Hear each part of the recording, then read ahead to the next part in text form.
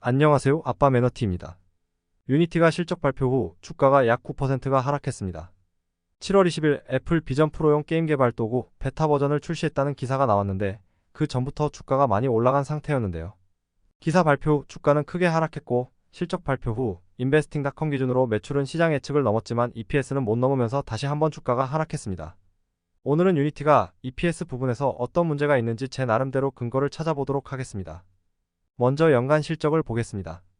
유니티의 매출은 매년 40% 이상 성장하다가 2022년에 25% 상승에 그쳤습니다. 2022년은 경기 침체로 인한 금리 인상 등 대외적인 영향이 크다고 보는데요. 아무래도 경기가 안 좋으면 광고 수익도 줄어들고 게임 개발도 지연될 거라고 생각됩니다. 매출은 그래도 계속 늘었지만 영업이익률은 점점 안 좋아져요. 그래서 비용을 살펴보면 이미 매출액의 절반 이상을 연구 개발비로 쓰고 마케팅비, 일반 행정비 역시 30% 정도로 비중이 큽니다. 2022년이 되면 연구 개발비는 더 크게 늘어나게 되는데요. 보고서를 보면 연구 개발비는 플랫폼 설계 및 개발, 각종 서비스에 들어가는 비용 등을 포함하고 있습니다. 연구 개발비가 이렇게까지 늘어난 것은 2021년부터 기업을 인수한 영향입니다.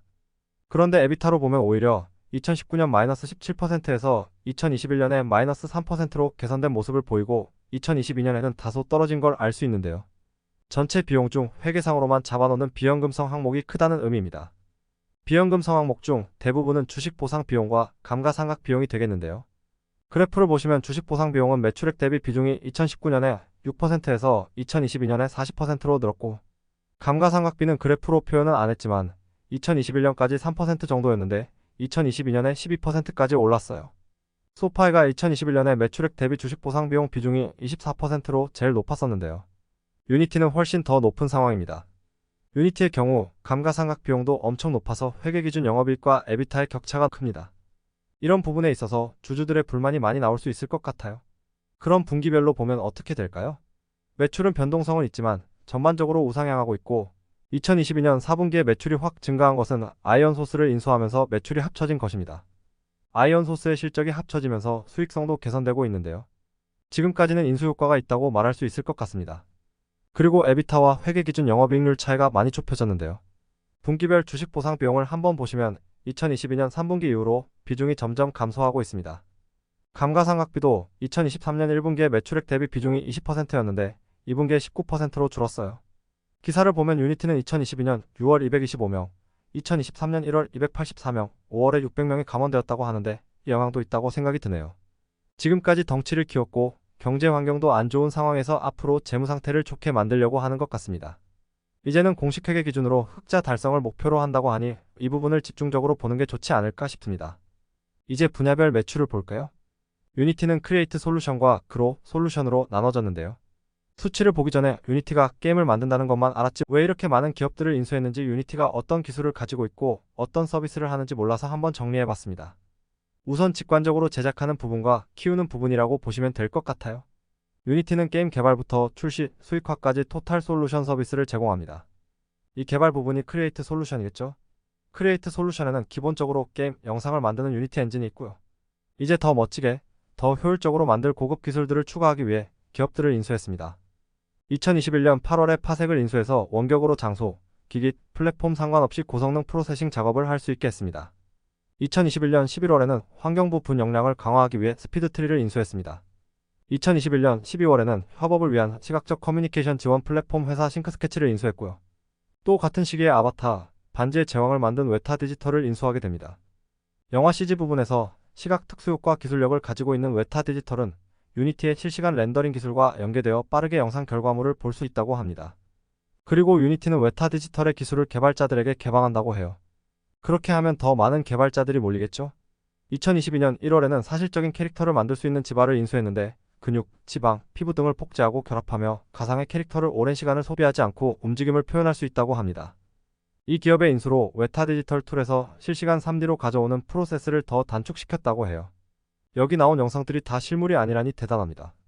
산업 부문에서는 자동차, 건축, 에너지 부분에서 AR, VR로 3D 구조물을 만들 수 있는 유니티 인더스트리라는 게 있고 2021년 6월에 픽시즈를 인수해서 실시간 3D 개발을 빨리 할 수 있게 했습니다. 크리에이트 솔루션만 봐도 엄청 보강했다는 걸 알 수 있습니다. 그리고 여러 명이서 게임을 할 수 있게 하는 멀티플레이어, 게임을 제작하면 PC, 모바일, 콘솔에서 함께 호환되게 하는 멀티플랫폼도 지원한다고 해요. 이제 개발이 끝나면 출시 수익화를 위한 광고 게시 및 데이터 분석 등을 도와주는 역할도 하는데요. 여기서부터가 그로 솔루션이겠네요.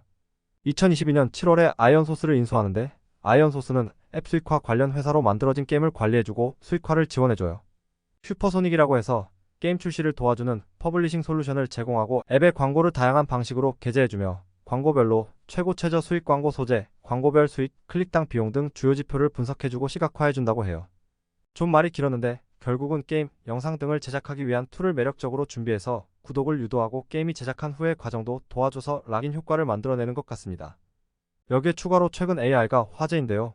유니티도 최근 AI 솔루션을 공개했는데 유니티 센티스와 유니티 뮤즈라고 합니다. 그 외 8종을 더 공개했는데 결국은 초보자도 쉽게 게임을 만들 수 있도록 도와주는 장치들로 볼 수 있고요. 기사를 보니 예전에 45개월 밤새서 만든 캐릭터 표정을 10분 내에 만든다고 합니다. 더 많은 사람들이 사용하겠네요. 긴 설명을 뒤로 하고 다시 분야별 매출을 볼까요? 연간으로 보면 크리에이트 솔루션과 그로 솔루션이 반반 비중을 차지합니다. 하지만 분기로 보면요.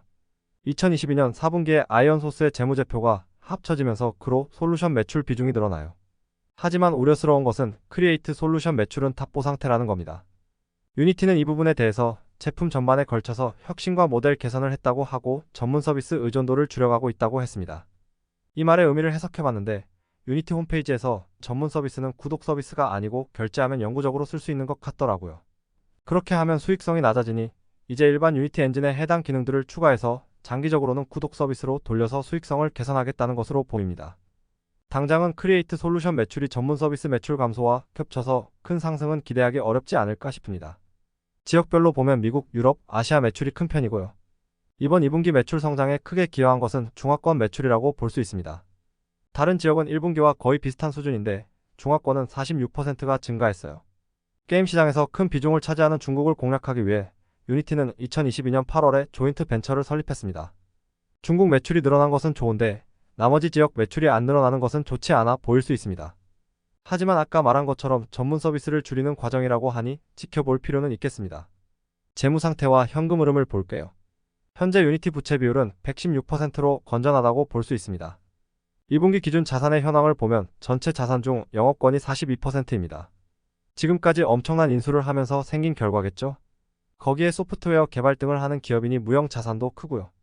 당분간 감가상각 비용이 많이 나올 것 같습니다. 비중을 많이 차지하는 무형 자산과 영업권이 비유동 자산이다 보니 유동성은 좋은 편이에요. 2분기 유동 비율이 246%로 아이언소스 인수 후 200%대로 줄었지만 큰 문제는 없어 보입니다. 현금 흐름을 보면 2022년 1분기 이후로 처음 영업현금이 유입으로 전환되었어요. 잉여현금 흐름 FCF와 영업현금 흐름이 큰 차이가 없어서 FCF는 표현을 안 했는데요. 2022년 3분기 이후로 계속 증가하고 있는 것은 긍정적으로 볼 수 있죠. 이번 분기부터 이것저것 투자하고도 현금이 남는다고 볼 수 있을 것 같아요. 이 흐름을 계속 이어간다면 주가에 좋은 영향을 끼칠 것으로 보입니다. 참고로 2021년 4분기에는 1.7빌리언 달러 규모의 전환사채를 발행했고 이것은 2021년 4분기에 많은 기업을 인수하기 위한 자금 조달로 사용되어졌습니다. 마지막으로 가이던스를 보고 마무리하겠습니다. 3분기 예상 매출은 540에서 550밀리언 달러, 에비타는 90에서 100달러로 2분기보다 매출액은 늘지만 에비타 이익률은 감소합니다. 그리고 연간 매출액은 2120에서 2200밀리언 달러, 에비타는 320에서 340밀리언 달러를 제시했고 이걸 이용해서 4분기 매출도 계산을 해보면 최대로 잘 되었을 때 600밀리언 달러를 넘을 수 있고 최소 547밀리언 달러의 매출액이 나올 수 있겠다라고 예상해 볼 수 있습니다. 주가가 하락한 이유가 여러 가지 있겠지만 저는 이 부분이 큰 영향을 줬다고 생각하는데요. 2023년 중 2분기가 에비타 이익률이 제일 높고 4분기에는 하락하는 점이 가장 실망스러울 것 같고요. 제 기준으로는 매출액도 많이 안 늘어난 게 아닌가 싶습니다. 4분기에 617밀리언 달러를 해주면 큰 문제는 없겠지만 547밀리언 달러면 거의 정체라고 볼 수 있을 것 같아요. 그리고 에비타 이익률이 17에서 18%라는 건 여기에 주식 보상 비용 30%와 감가상각비 20%인 것을 감안하면 올해는 회계기준 영업이익 흑자는 물 건너간 것이죠. 주식 보상 비용 비중이 아무리 줄어든다고 해도 한계가 있을 것이고 4분기에는 보통 더 많은 비용이 나갈 것으로 보이기 때문입니다. 인베스팅닷컴 기준으로 이미 이번 2분기부터 회계기준 흑자를 예상했기 때문에 가이던스가 실망스러웠던 게 아닌가 싶습니다. 유니티가 가이던스보다 높은 실적을 보여주는 모습을 자주 보이니 3분기에 수익성에서 예상치를 넘으면 주가가 다시 오를 수 있을 것 같아요.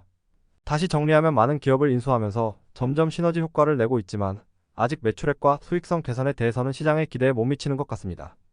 그 중심에는 전문 서비스 의존도를 낮추면서 구독 서비스로 바꾸는 동안 생기는 매출액의 손실, 많은 주식 보상 비용과 감가상각비로 생각이 듭니다. 오늘 내용은 여기까지고 공부하면서 정리하는 거라 많이 부족하고 틀릴 수 있습니다. 언제든지 의견 주시면 더 공부해서 보완하도록 할게요. 감사합니다.